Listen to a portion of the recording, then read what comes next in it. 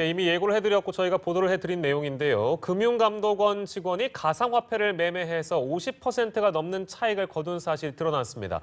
이 직원이 정부의 가상화폐 대책을 총괄하는 국무조정실에서 근무를 했고 정부 대책이 발표되기 전에 거래를 통해서 차익을 봤다는 점 때문에 현재 논란이 일고 있습니다. 네, 현재 해당 직원에 대한 마땅한 처벌 규정은 없는 것으로 알려졌습니다. 자세한 내용 최진영 변호사와 함께 짚어보겠습니다. 어서 오십시오. 네, 안녕하십니까. 네, 일단 국민적인 공분이 좀 갈수록 확산하는 분위기라서 사건 개요를 좀 저희가 정리하고 넘어가겠습니다. 어떤 사건입니까? 그렇습니다. 한마디로 고양이한테 생선을 맡긴 것이 아니냐 이런 예. 국민들의 공분이 상당히 일고 있는 그런 사안인데요. 말씀하신 것처럼 이 직원 같은 경우에는 작년 2월달에 예. 2월달에 이제 국민감독원 직원인데 국무조정실로 파견이 됐다라고 네. 합니다. 네. 근데 작년에도 아다시피 지금 뭐 이렇게 끓는 것 같지만 이미 이른바 선수들은 예. 작년부터 이제 투자를 많이 했는데 이분 같은 경우에도 7월 달에 급등락을 하고 있는 그 시점에서 예. 한 본인 돈으로 한 1,300만 원 정도 해서 가상화폐를 구입을 했다고 합니다. 예. 그렇게 해서 해오던 과정에 작년 12월 달에 아시다시피 굉장히 12월 달에 사회적인 문제가 될 정도로 그렇습니다. 문제가 되니까 예, 예. 정부 내에 정부 대책 회의를 했고 그거에 가장 주무부처가 이 국무조정실이었는데 네. 거기에 있으면서 12월 11일 날 본인이 투자를 했던 것 중에 50% 정도를 팔아가지고 예. 실질적으로 한 700만 원 정도의 시세 차익, 한마디로 50%가량의 시세 차익을 봤다고 합니다. 예, 예. 문제는 뭐냐? 그렇게 팔았던 그 다다음 날 예.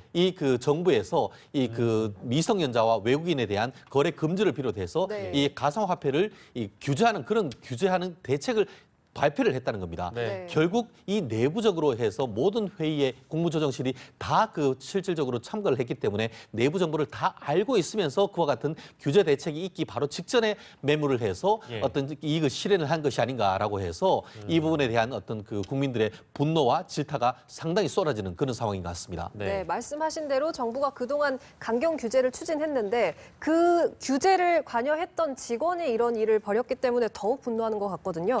지금 현재 금감원 직원의 입장은 어떤 상황입니까? 그렇습니다. 이 부분에 있어가지고 본인 같은 경우에는 네.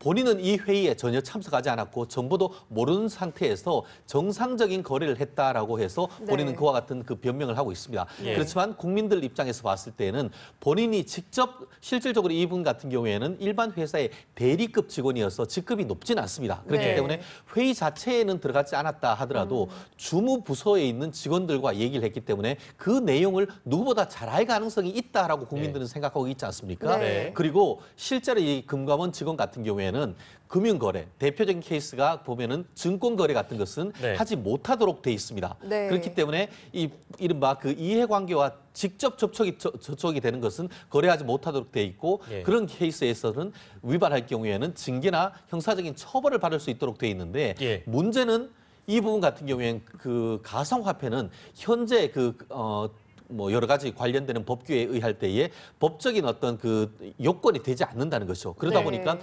초대에서 얘기하는 것처럼 처벌을 하려고 하더라도 처벌 근거가 없다. 이런 식으로 해서 지금 아직까지 금감원 내부에서 어떤 제재도 못하고 있는데 실제로 지금 벌써 지난 1월 4일 날 금감원에 이와 같은 사실을 통보를 했는데 네. 아무런 지금 결정을 하지 않고 지금 미루기만 하는데 네. 이 부분에 있어서 금감원의 고민은 바로 이런 점이 있습니다. 뭐냐 하면은 만약에 이 거래를 했다는 것을 이유로 해서 이 직원을 처벌할 경우 네. 간접적으로 처벌 자체는 되지만 예. 간접적으로 이 가상화폐를 법적으로 인정해주는 그런 어떤 간접적인 어떤 효과가 있어서 그로 인해 가지고 이 가상화폐 시장에 어떻게 보면은 긍정적이건 부정적인 어떤 영향을 미칠 수 있는 그런 부분 때문에 이 금감원으로서는 이러지도 못하고 저러지도 못하는 그런 상황이라는 그런 비판이 있는 것 같습니다.